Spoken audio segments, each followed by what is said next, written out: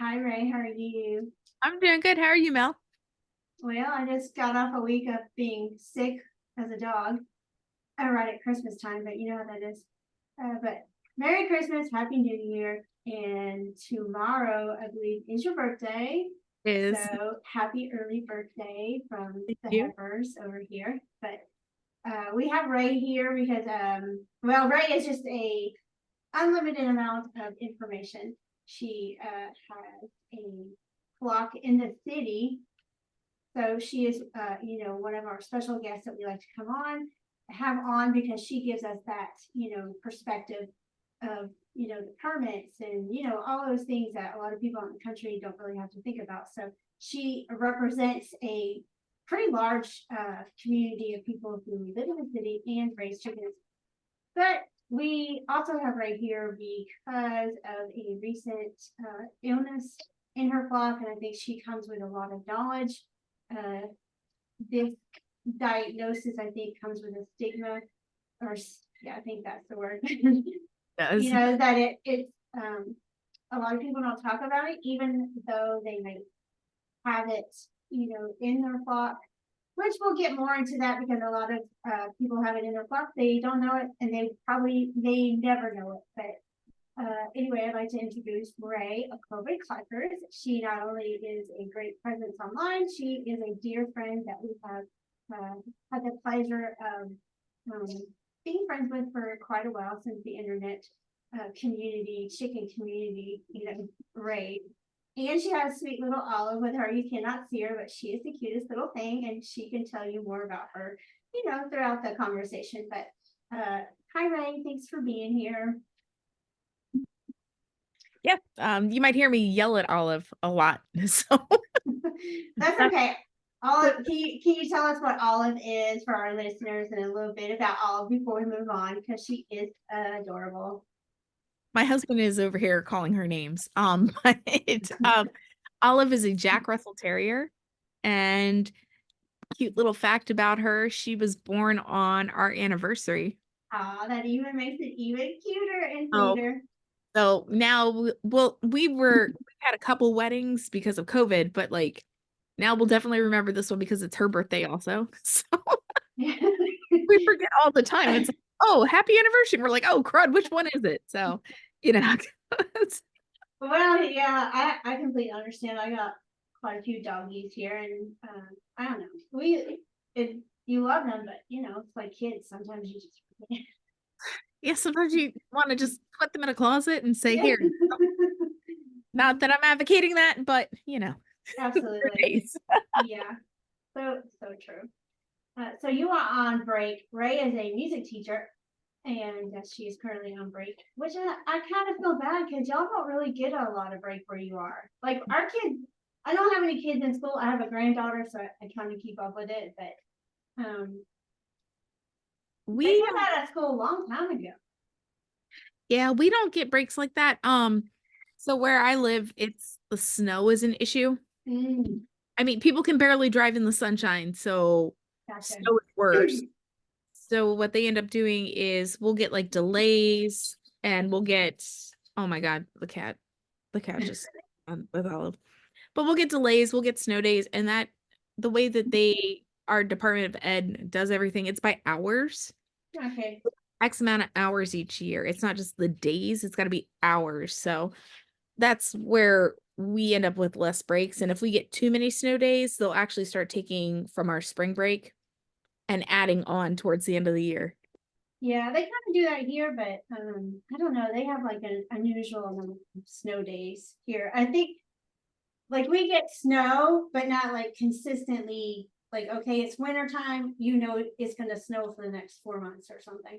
So so they're not like they will get out of school if it's a potential snowstorm, a potential. It doesn't even have to be on the ground. You don't even have to see it coming from the sky. It just if it's a potential, they get out. So maybe that's Well, I can tell you, we have like really strange weather here, and I teach in two mountain schools. Like I'm like in the Appalachian Mountains, yeah, so many. Yeah. like so we're right there, and there'll be days when, since I live in the city, we have nothing in the city, like nothing. maybe rain. Sometimes not even that. I'll drive to my mountain schools and there's like 4 to 5 inches of snow on the ground. So That's it's very different. Like our yeah. climate is very strange just in the small amount of space that I'm in.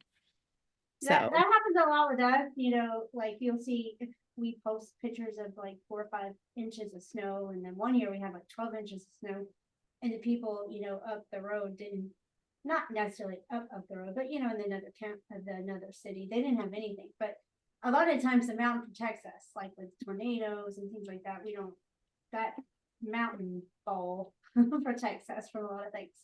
yeah, and unfortunately the storms sometimes go over the mountain and skip us completely. And we're like, no, we need a snow day. We need to love everything.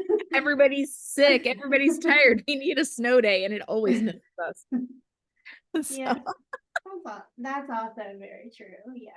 Well, never fails. But well, very true. Okay, so how is the bearded claw? I know this is a lot of chit chat, so oh, it's but okay. I'm I know just people enjoy hearing us banter. Like, yes, we love the bearded claw. So how are you doing, honey? He's giving a thumbs down. He has to go back to work tomorrow too.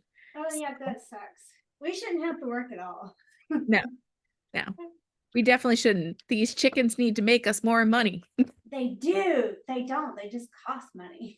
Yes. I Either that or tell you got negotiations with like their agents and they're it's just not oh, oh my gosh. I know, I wish. I wish, when you're their agent, you don't get paid enough anyway. So no, and they try to pay you in corn and that doesn't work. Pumpkin just renegotiated up her contract for the year. So yeah, so I owe her a lot of money this year, apparently. Oh, well, the good thing is they don't really know what money is. So if like you throw a couple pennies and it just looks like a lot, they get really excited. It's so dumb. I'm the same way. So You give them a little bit of mealworms or something, they're like, oh, I'm good, I'm good. So they're like, we're even for now. yeah, for now. Some of them are a little bit smarter though. Some of them are a little bit smarter. Yeah, I Chickens wouldn't are chickens are really smart anyways. they are, and they can count. I like if I give too many treats to Princess Leia and like Persephone sees that, she gets really jealous. Like they can count how many treats everybody's getting. They know what's going on. They're smarter than people give them credit for.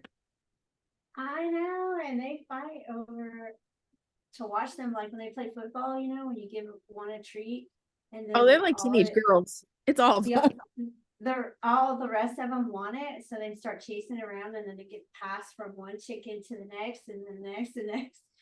And of course, they make that little noise like, I found something cool, but you can't Yeah. like stop making the noise if you want to keep it. So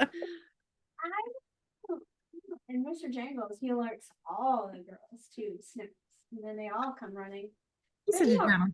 he don't really care. So as long as he calls them even when there's no snacks. So they're just they're dumb enough to fall for it. So And he knows it. he is. He's slowing down a lot. He don't break up that many fights. He does break up a few, but not that many. And I don't know. You kind of see him hanging by himself quite a bit. He's not sick. I've had him to the trust me. I've had him to the vet probably 10 times, and he's perfectly healthy. He's just You know getting what? He older. just knows that those heifers are going to take their earrings out and they're going to start fighting real mean. And he doesn't want those streets. I'm telling you. No, he Not doesn't made want for the that. smoke, man. He wasn't made for it. He's over it. Okay, well, in all seriousness, we do kind of want to discuss uh, what's recently been going on in your blog. So I'll let you kind of take over that, and you can maybe start from the beginning Sure. of how it started. Um, I was really, really excited because I've been watching for the past couple years. Everybody gets their chicks and they're so cute and they're so fuzzy. And I loved having chicks. Like, I loved when my girls were babies. It was such a big deal for me. It was like what was getting me through COVID. It kept me occupied. And we had that really nice little bond. Well, I ended up getting 5 new chicks and they grew up and they were about like the first like incident we had with one of them getting sick, they were probably about like 10 weeks old. And Churro started showing some weird signs of things. She was very lethargic and just very sickly. And I ended up having to tube feed her because she wasn't eating. And thank God for Erica from Second Hen because she was calling me and telling me all the things to like pump through her. And so we were doing that. And Merrick's wasn't even on our radar at all. Uh, And why wasn't it? Just to stop for a second. um, the reason why is because so Merrick's presents as a lot of different things, and there are different types of Merrick's. The type we have in our flock is the type where they grow tumors. So there's no physical symptoms on the outside. It's not like ocular where like you're going to see like their eyes go gray and look cataracty at a young age. And it's not like the neurological where like you see them just kind of shaking and like all over the place, like tumors. So like it wasn't on our radar at all. And then we had just taken the girls outside. Like they were just old enough to go outside. They were probably well, I kept them inside for a while because we had smoke and wildfires and like explosions and all sorts of stuff here this past year. But they were probably about 3 or 4 months old when we took them outside for the first time. And when I just happened to look at Bonbon one day, my Barnevelder, because I really wanted Barnevelders. They're Yeah. so sweet. Um, she was real lethargic. She wasn't moving very fast, and the other girls were picking on her, which was weird because they were at an age where like pecking order, well, it's a thing. It's not like an extreme thing, like how the older girls, it's always pecking order. They were still snuggling with each other. They were still being kind to each other. And she went down quick. And unfortunately, the way that the type of Merrick's we have presents, it can look like botulism.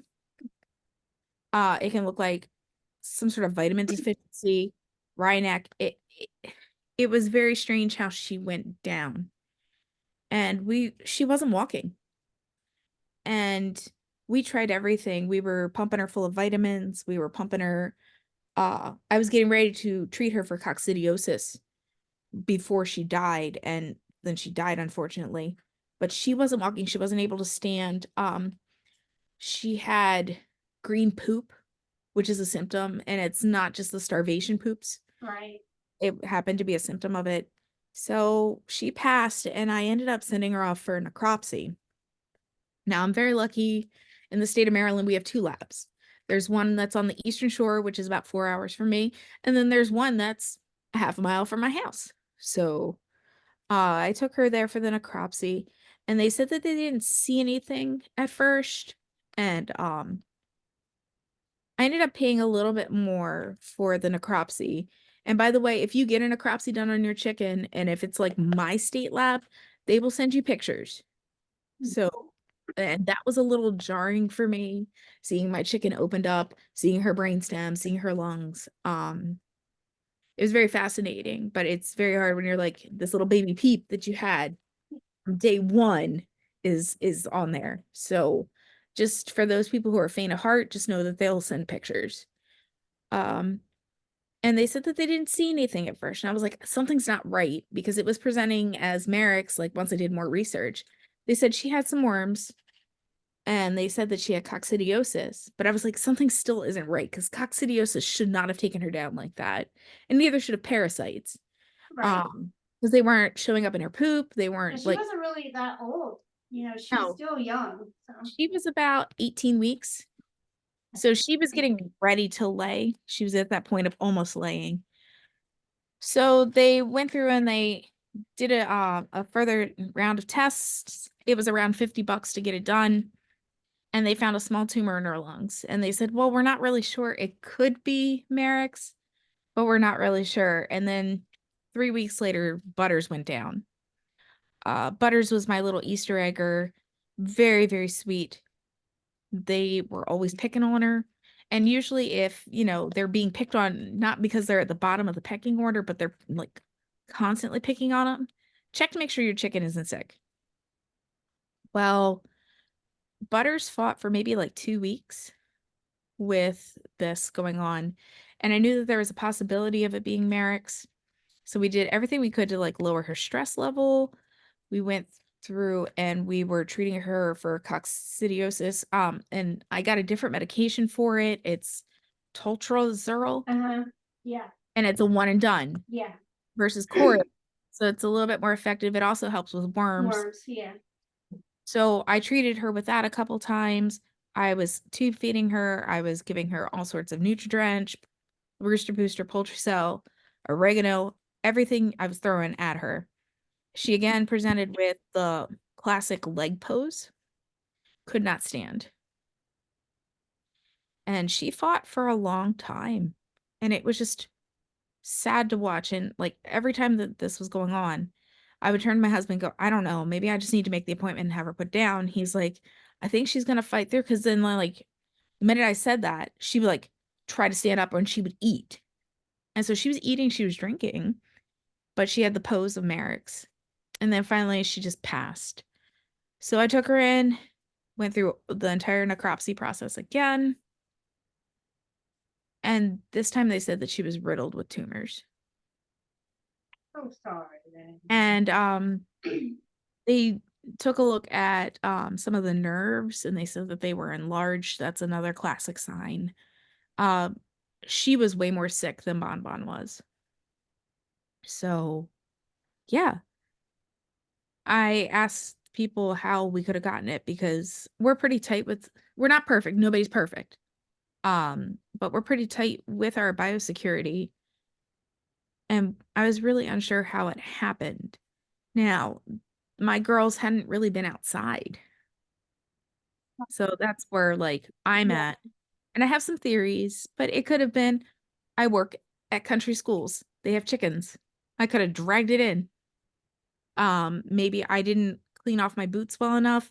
Maybe I wore a shirt that I wore to work, or maybe it was a shirt that I had took to the fair, or a poultry bag that I didn't clean off. I don't know. It could also be the little itty bitty birds. Uh, for people who don't know, we had a huge explosion here back in March. And when that happened, we lost all of our squirrels. Our hawks have not come back. Oh, wow. Yeah, so we're like inundated with these little bitty songbirds. Oh, wow. I And of didn't know course, like, that. yeah, with the songbirds coming back, they bring all sorts of lovely fun things. And so they could have brought Merrick's in. I have a neighbor, Frederick Chickens, on Instagram.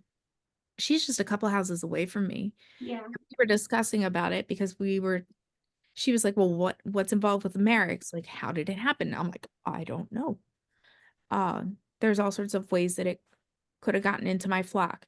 I do know that I only have two birds that are vaccinated for Merricks, and that is Princess Leia and Blue from my original production hens. The rest of them aren't vaccinated.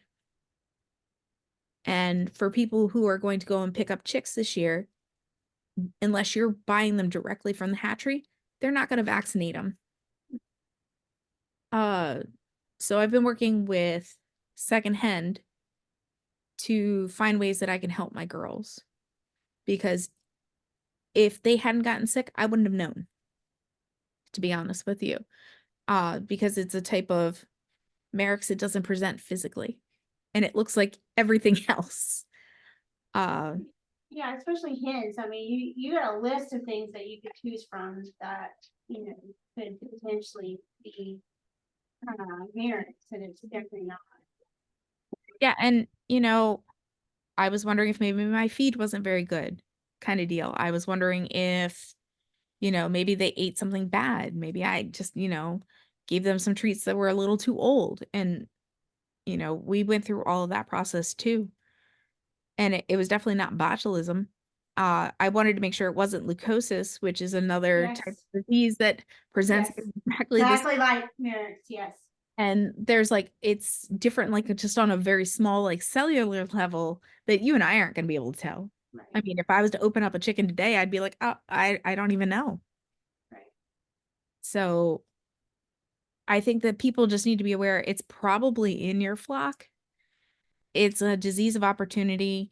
It will rear its ugly head in times of stress. So, and we're finally past the time frame. They say between like 8 weeks and 30 weeks that's most likely when your birds will be affected by it.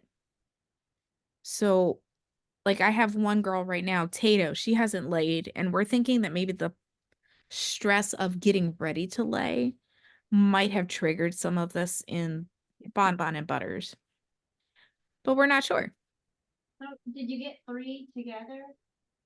I got 5. Oh, you got So, 5. Okay. yeah. So I got a Bird Rock, 2 Barnevelders, 2 Easter Eggers, and then Marissa sent me Oh, Persephone, Persephone, Am yeah. Smani, and she's the Yeah. cutest little thing. And I was talking with Marissa about that, and she told me that AM Samanis are more likely to be susceptible to it. So are Silkies. So Yes. people who have Silkies, you got to watch out for them. Yeah. Polish, your Yeah. fancy chickens, Any of the fancy chickens, yeah. you know. And I'm sitting here thinking, gosh, you know, my girls, as street smart as they are, like I don't want anything to happen to them. I worry about Artemis because she's a fancy chicken, Yeah, she is a but fancy chicken. she's older, and so I know that the risk is still there, but I don't think it's as prevalent as like the little guys coming in. If I want to get more chickens, they have to be vaccinated.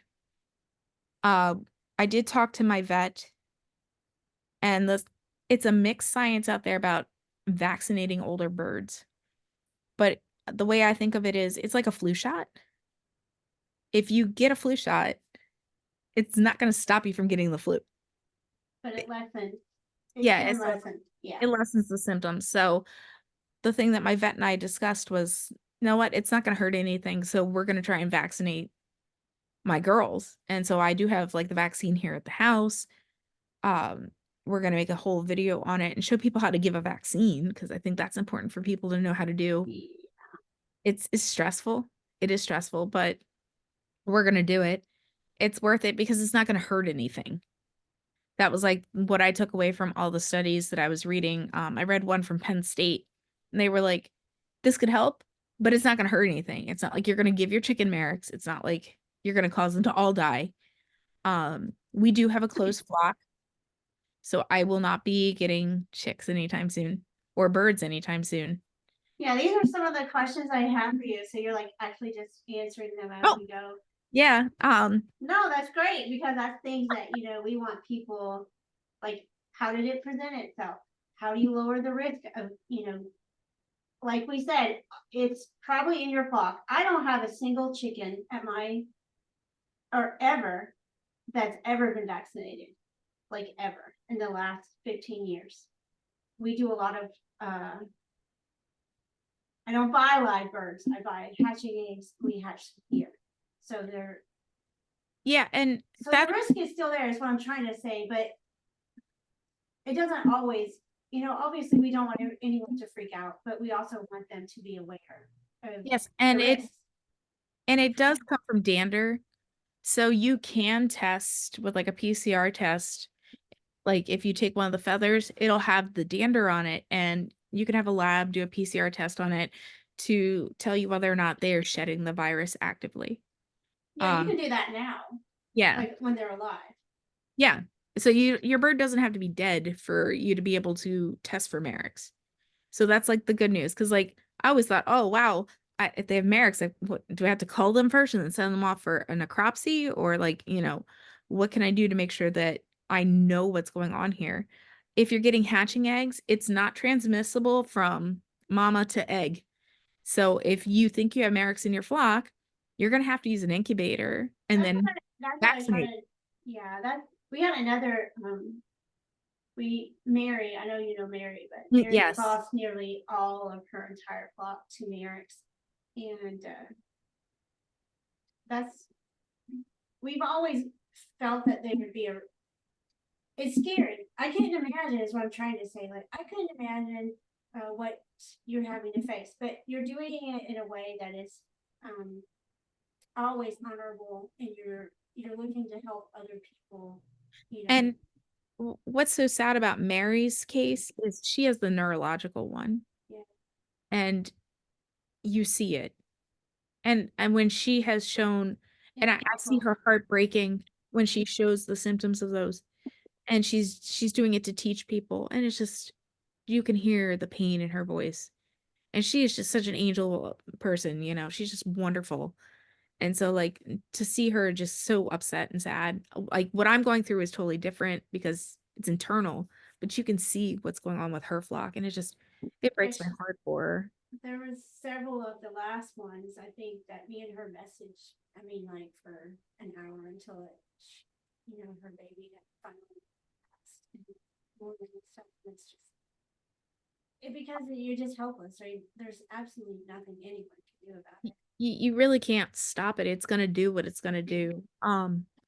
But it is a herpes virus. It's a lot like chickenpox.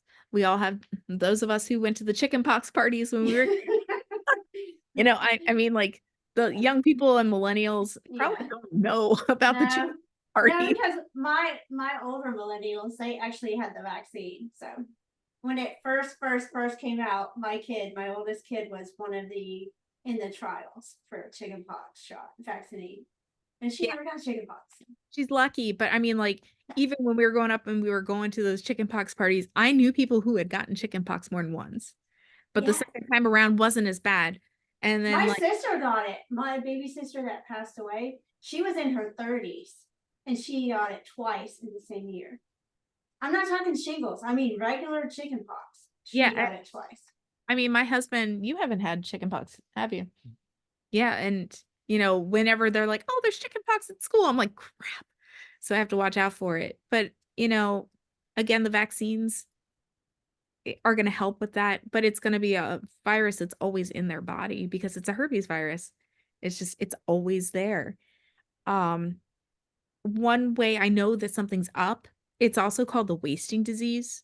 So if you start to notice that your birds are starting to get thinner, start putting on the B12s. Start giving them all the vitamins. Start giving them more oregano.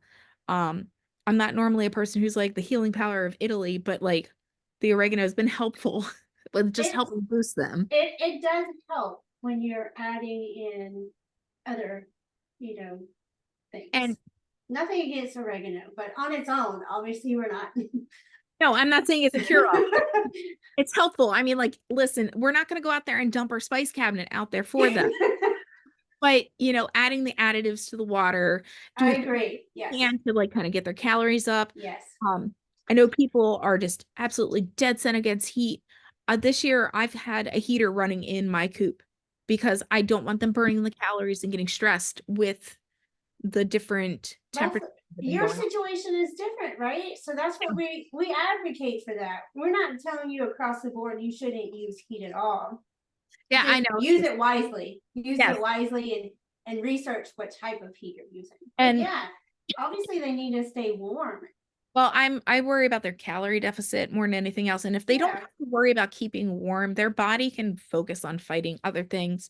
And I've also been doing that because Leia, with her cancer, it's been helping her.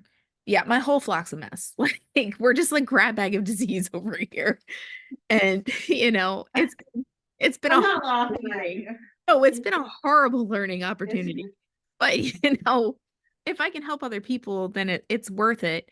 But with my heater, the only thing I do is maybe put it so it's like 10 degrees warmer, so it's not a huge shift, but it's just enough so they can go and cuddle up against it. They can get warm and go do what they need to do. I have a chick cozy heater in my Bantam pen. Oh, those are the best. Only because they don't have a lot of meat on their bones anyways. They're just a small breed. So when you pick them up, most of what they are is just feathers. They're so cute. They look fluffy and they're not underweight.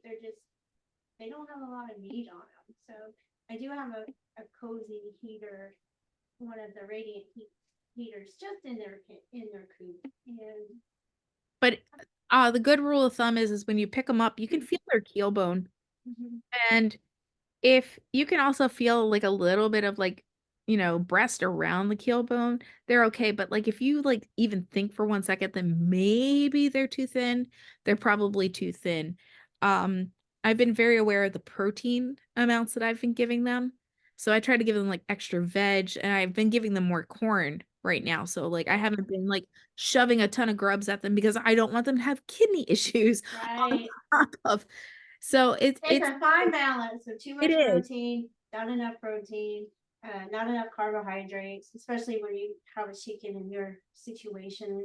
And definitely when you go into winter, you should up, I think, up the carbohydrates before you up any kind of fat or protein. Yeah, and I mean, like sometimes like I might like give them something with a little bit more fat in there, but I try not to because again, I want them to have balance. I don't want them to have crop issues. Like it's just such a fine line with doing all of this. And then like go back to the feed conspiracy thing. Seriously, just start with your base feed. Just start with your base feed and go from there.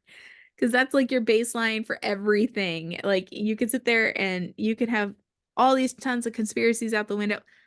I don't believe any of it. I think it's all horse, you know what? But Or shit. it is. It's just absolutely spooky. I, So I spent all last year fighting that. I'm not going into 2024 this year with it. I no, can't do it. I'm not fighting it. You want to be stupid? Awesome. Like if you want to believe some rando on the internet without doing any research, awesome. But like always do your own research. Even like I feel pretty educated in things and I've talked to professionals, but like don't just go, "Hey, oh, well Ray said this."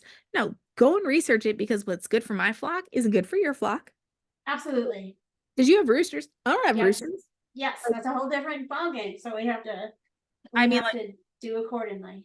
and I don't have hens that are hatching babies. I don't have Yeah. babies. Like I got fully grown hens and some of them are geriatric and some of them are just teenagers. But you know, what's good for my flock isn't necessarily good for everybody else's. So I just already This a is why process. we love Ray. This is one of the reasons why we love Ray. There's a huge list of why we love Ray, but this I is hope one of people right now them. are like, yeah, I agree with that. Like that's what I'm hoping. I'm hoping they're in their cars going, yeah, yeah, you know.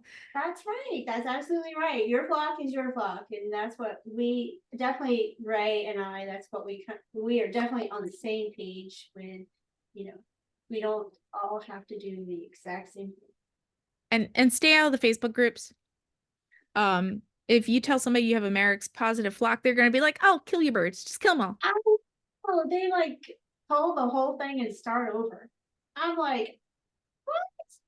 For some people that might work, you know, if Maybe I if they're not attached to, maybe their only goal is production, as in eggs, and possibly in that type of way. But the way that companion chickens is now a thing, and it's a huge thing. There's a large community of people who just have chickens. They of course they like the eggs, and that's a they're my great pets. benefit. But they're pets. They're actually just pets.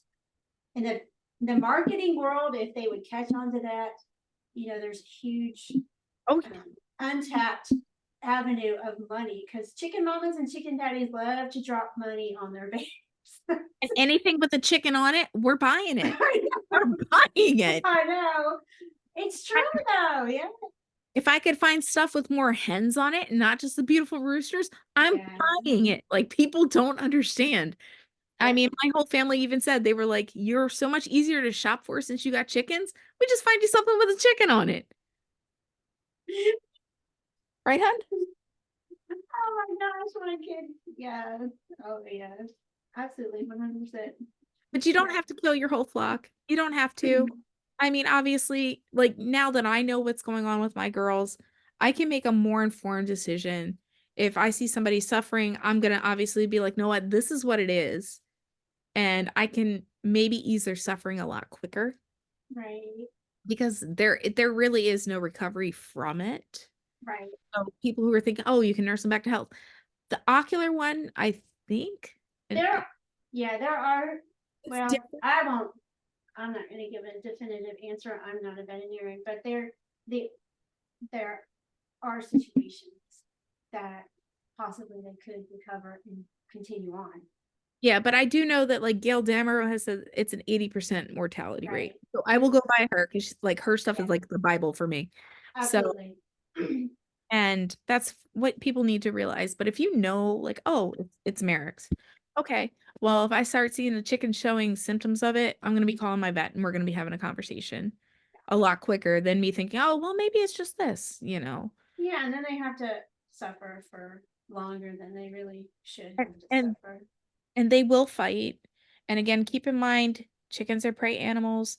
They will not show their symptoms until they can't hide them anymore. So it's usually too late by the time you see the symptoms. And I think that's an important part of being with your birds. You know something's wrong if you're out there with them a lot. You're like, oh, well, this is funny. They're acting just a little off. And they're real subtle with sometimes with the way they behave if they're not feeling good. But if you're out there and you know your birds, you'll be like, huh, that little spidey sense goes off. And Yeah. then you get that gut feeling, you're like, no, what? Maybe I ought to do this. Like I know I've got some people sneezing right now out in my coop. And so like this morning I went out there and I gave them a bunch of like extra vitamins. I fermented some feed for them. Just preventative stuff. Cause like that little gut feeling's going off. Like if you don't take care of this now, it's gonna Oh, snowball to something worse. yeah. Yep, absolutely. That's why we always say to do your little chicken checkups. And if you spend enough time with them, you will know in an instant. Because Mhm. I'm like, Robert, there's something going on with this one here, just for instance. And he's like, no, there's not. There ain't nothing wrong. I'm like, yeah. There, like she walked weird for 1.2 seconds. Yep. Something is happening with her. And it usually always is something that's going on. Health check-ins being nice. You need to watch out. She's getting picked on right now, which is, yeah. I checked her over. I didn't see anything, but she's at least 6. I'll have to go back and look, but at least 6.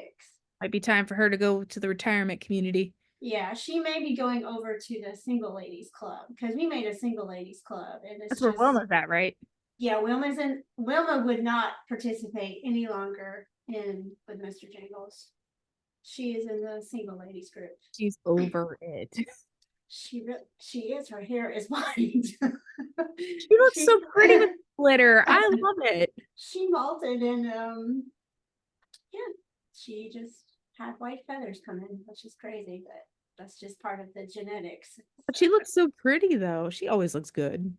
yeah, I'll be Love Wilma. sad when she leaves. So Yeah, that's how we've been feeling about Leia. yeah. Because How is she doing though? every time we drain her, we take her in to get drained. The fluid has been kind of like beer colored is the best way to describe it. And that is a symptom of like organ failure. So she's an active organ failure. Um, but otherwise, like she's molted, and she looks beautiful, and like she's beat the crap out of her flock. And like Persephone, her name was originally Princess Leia, and they're best friends. And it is Aww. cute to watch them together until Persephone takes them over food, and then it's not good. They're, I don't know. My coaching since well, since winter kind of started, they just been mean to each other. I mean, really mean. The little ones beat up the big ones, It, and it's short girl syndrome. just We're clo crazy. we're closer to hell, you know. Well, being I'm only 5'1", I probably can't relate to a little bit. Yeah, I understand. I'm like barely 5'3", so But I wanted to ask you though, when we kind of had a discussion about um when you mentioned about where you got the chicks from, and I know a lot of people coming March, they're going to be getting chicks, and there are lots of places that don't vaccinate, or maybe people are not aware that they don't vaccinate. Like if your goal is to get vaccinated chicks, going to your local feed store. I know here our local feed stores do not vaccinate I at don't. all. As a general practice, it seems to be that they don't. Like the And big even some of the local breeders, you have to ask, if um you want vaccinated or not. I Do know you? I know you're not going to mention the name, and that's fine. You don't have to mention where you got them, but did you think that they were vaccinated? Did you even think about, um, should I vaccinate them? Just kind of that way can maybe people are thinking, help explain to them that they just because you're getting it from a breeder online or ordering chicks doesn't mean they're automatically vaccinated. so if you go in and you order chicks, some places will allow you to say like, "Hey, listen, I want them vaccinated." And they'll tack on a fee. If you buy directly from the hatchery, you can definitely make this happen. Um, I actually, the place I got mine, this is like the cool thing about them that I really appreciated.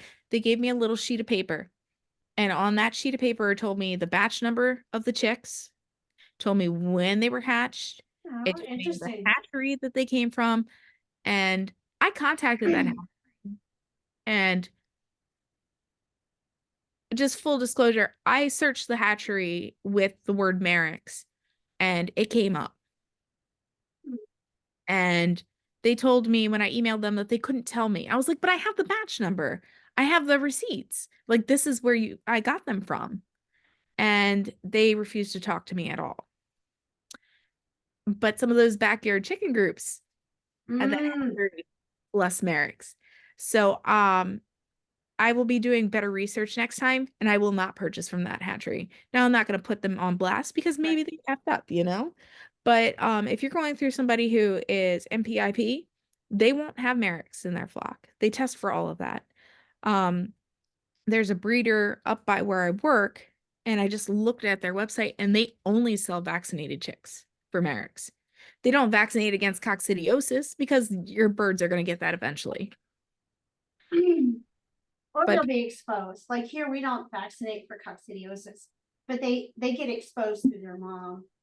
yeah, I To mean, they're going to eventually be they're going to have it in their system eventually, and it only gets bad when the load becomes too much for them to deal with. right. So, um, I didn't mean to like try and make you feel like I don't want you to think that I meant like you did it. You didn't do enough research. oh no, I don't no, mean that. You know that I would never mean that. I no, mean like if someone's in your position and they're new, just getting new chicks, and that is a huge concern because when you hear Merrick's in the chicken community, it's like oh people yeah, freak out. So it's like Ebola, like people like, yeah, yeah, um, I think the thing is that if you're going to be a new chicken keeper and you're going to do this, ask for the batch number, ask for the hatchery. Like you're going down to one of these, giant, feed stores. And I will tell you my favorite feed store, I did not purchase chicks from them. So, you know, ask for those details, ask for the batch number because they if they're going to be shipping chicks, the hatchery itself is supplying to these big chain stores. If they're going to be shipping these chicks, they have to have a paper trail. So you should be entitled to that knowledge as well, because what if you get a chick that's like really, really sick or it's got really bad genetics and you want to know about it?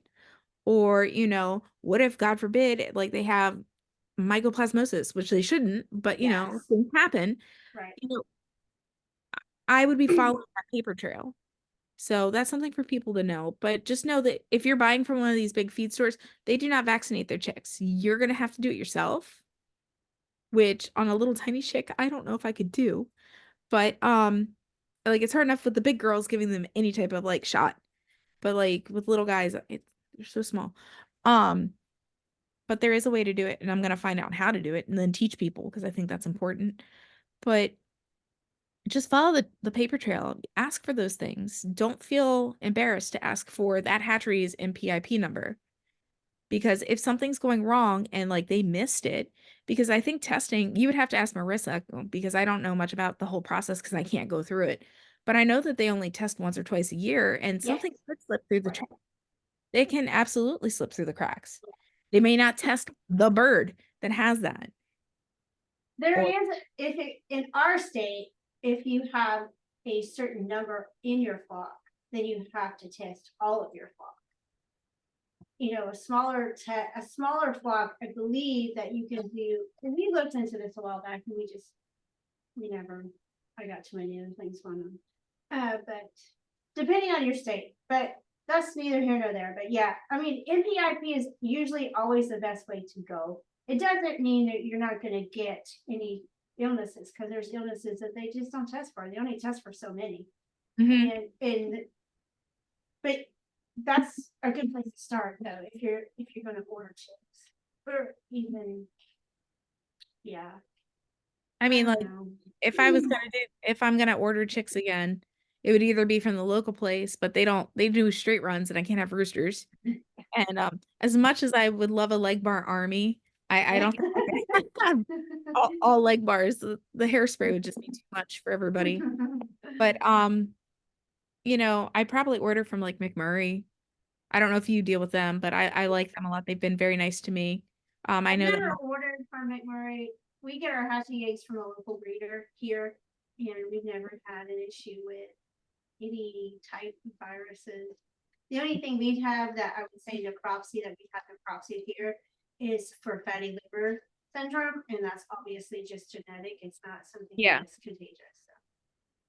Yeah. They keep us on our toes, don't they? Yeah, it's always something. Like it's so much And drama.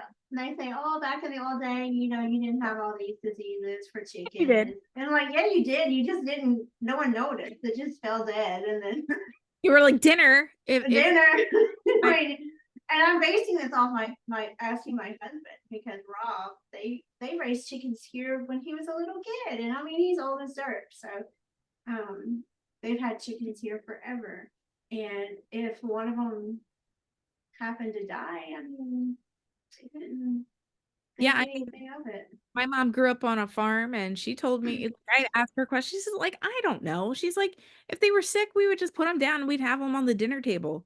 Like, and I'm like, well, there's nothing wrong with that. You're feeding your family. Awesome. Awesome, yes, absolutely. Like, It's I'll put just that out there. It's not what I would personally choose to do. right, But they also didn't have any type of close relationship with their birds. It was like, oh, they're out right, there. Okay, we have chickens. Cool. They yeah. were a food source and that's what they were meant to be. And there's nothing wrong with that. For anybody who might think, no, there's nothing wrong with that. You feed your family, you do what's best for you. Again, what you do in your coop is what you do in your coop. It's not my What coop. what are your plans? Are you at your max where you live of how many birds you can have? Are you Yes, over your max? I have 6 birds. Um, we actually, um, the bearded claw and I, we purchased his dad's, my father-in-law's house, and it's out in the country.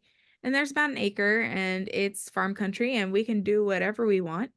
We can have roosters out there. So in like 10 years or so, we'll probably move out there once we're ready to retire and just keep doing what we're doing. But if I'm gonna add anything to my flock, I think I'm just gonna let my flock diminish until it's not socially healthy for them anymore. Like you really shouldn't have one or two together. Like that's because once one dies and it's all by itself, it's not good Yeah, for them. I They're agree. social creatures. But well, if we're gonna add anybody, it's gonna be vaccinated birds. And I know there's this whole hoopla, you shouldn't mix vaccinated with unvaccinated. It doesn't matter at the end of the day. Once like they're either gonna get it or they're not, you know. Yeah, yeah, there's a whole big discussion on that, and I mean a huge discussion. Um, Depending on where you look, like in groups and online and stuff, there's a huge discussion about that. But I kind of feel the same way as you do. It's at the end of the day, you know what?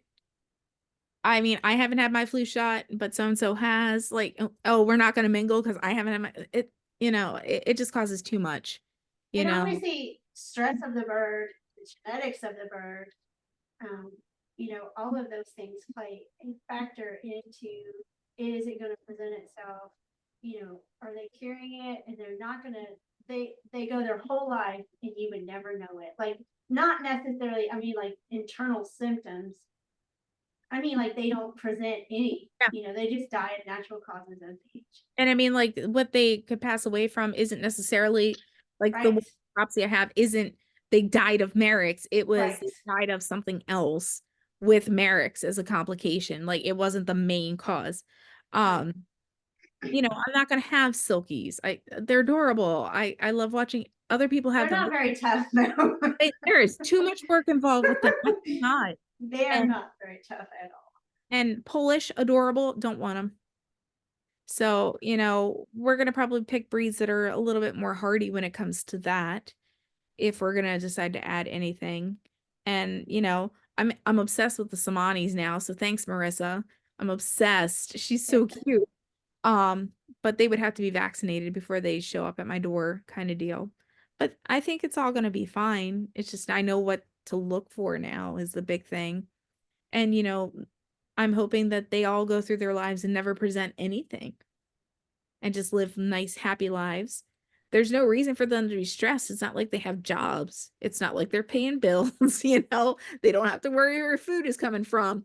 I know, they just wake up and stare at you, you know. They just have to scream and say, "I want more food," and it's brought to them. So I don't understand the stress. That's But I mean, for our listeners, obviously, you could go over a few things of what stress would mean to a bird, you know, small spaces, yada, yada, yada. Yeah, space is a huge issue with birds. They like their own personal space. They enjoy invading other people's personal space if they want that space. The pecking order can be something stressful. I don't have roosters. I know that roosters can cause stress. Not having a rooster can cause stress. Um, I know my girls get freaked out when they see an airplane and they Add, scream. adding new members, you know, changing their environment, all those things can I mean, cause. even changing the water or changing the feeder, they Yes. do not like change. They are creatures of habit and they want it a certain way. And, you know, I have this cute little puppy that I want to introduce and I can't do it yet because she's too wild for them. So I don't want to stress them out with the puppy coming at them and a perceived threat because that's the last thing they need. Okay. I don't have anything else on my question list. I mean, you just answered one question right after another that I had. No, no, that's good. That's good. That we want more of your voice and less of my voice. So you know what I mean? Like we want to hear from you. We want you to educate our followers. Doesn't matter, you know, like I'm not here to educate. I'm here to facilitate you to educate. As a teacher, I understand this. Okay. So that is whether I know something or not is not the point here. We want you to educate others. So if you have something else you want to share, then I want you to freely share it. I think like the big thing is we need to have conversations about Merrick's and stop making it be this end all be all. You know, there are ways to prevent it from going to other flocks. Good biosecurity. I found this really awesome spray for my clothes. You know, Okay. I Yeah. can use and I can share. I think it's called Synergize or something. And if you dilute it a little bit, you can just spray it down on your coop clothes. I'm gonna be putting it on my shoes. When I go down the street to go see Frederick Chickens because I'm helping her with something, I'm going to make sure that I'm taking the correct precautions. But it needs to stop being this, you know what, it's like avian flu. We're just going to burn everything to the ground and forget about it. It's not like that. It is Yeah. sad. It is very sad to watch if you It have is. that. So I Yeah. think it's important to talk about having those hard conversations. Yeah. I think those conversations are important. And like I said in the beginning, there's like this taboo thing, you know, people who have merits in their flock, a lot of them that they probably not going to tell anybody because they're just, it's like embarrassing or something. Is what I feel like they are. They are embarrassed that they let this happen. You know, That definitely went through my brain because I was like, oh my God, I sit here and preach biosecurity all the time. And like, I work really hard to make sure that I'm doing the correct things. How on earth did this happen? but And it then, just like, happens. I So know. And then, like, you see, like, the people taking their chicken to the feed store, and you're like, how do they not have something, you know? And we work really hard to be very careful, but no one's perfect. And that has been a huge, like, life lesson for me. And like, it was extremely humbling to have that happen because like I sit there and I get upset. I'm like, wow, I know all these people that like they don't use hardware cloth. They're constantly dealing with predators breaking into their coop and run, like half their flock gets wiped out. And I've got this. And I work really hard to make sure that my girls live the life and are as safe as possible. And it hurts my heart to know that it's there, but I can only do so much. I can't get on like a viral level and stop things. oh And no, absolutely not. And that's what I'm saying. We shouldn't expect other chicken keepers, you know, and they shouldn't feel embarrassed. You know, like when I spoke with Mary felt ashamed, and I was like, you know, it's not any of us could. my flock could have Mareks, and I have no idea. It's not presented itself, but that doesn't mean it's not there, or may become there at some point. It doesn't. It's That's not not a reflection of us at all. It's right. completely, it goes under the Like crap. we said, people taking their chickens to Tractor Supply, Yeah. which we always tell you, do not take your chickens to Tractor Supply. But they may never get Mareks. Yeah. But that's just the way it is. But you can do things like you said, be cautious of where you get your chickens. If you're getting chicks, definitely be cautious if you're adding adult chickens into younger chickens. That can cause an issue, because they're still young and they're vulnerable to, susceptible to being sick and illnesses and things like that. But And that's, something else with the Marek's vaccine. If you have vaccinated chicks, you want to keep everything separate for a very long period of time. Like, I know that it's like, 8 or 9 weeks. I would go even further than that. That's just me. I have like the ability to do that, but not everybody does. But you, again, want to practice like good biosecurity with your chicks because they're the most vulnerable up until 30 something weeks. Yeah. So just keep that in mind. Like they're the most vulnerable. And I know that like we're trying to introduce them to a whole different type of biome, like all the different viruses that are out there. Just be aware that it could take your chicks down pretty quick. And that's heartbreaking too. They're just so little. Oh. Well, we appreciate everything that you've shared today. We are always so grateful. I know this is Ray's break, and we've tried to set this podcast up for a while now, but I've been sick all week, the flu. So, but I'm feeling a lot better. There's like random dog hair from front of the camera. I'm like, at first I thought that was my house because I have dogs, 3 dogs inside. Now Gibby's, Gibbs was a lab, so he had the most hair, but since he's not with us anymore, Olive not just as with the bad. cat. But we're grateful for all your information, and if our listeners if you had an issue with Varix or you feel like you need someone to talk to, you can always send Ray a DM, or you can send me obviously a DM.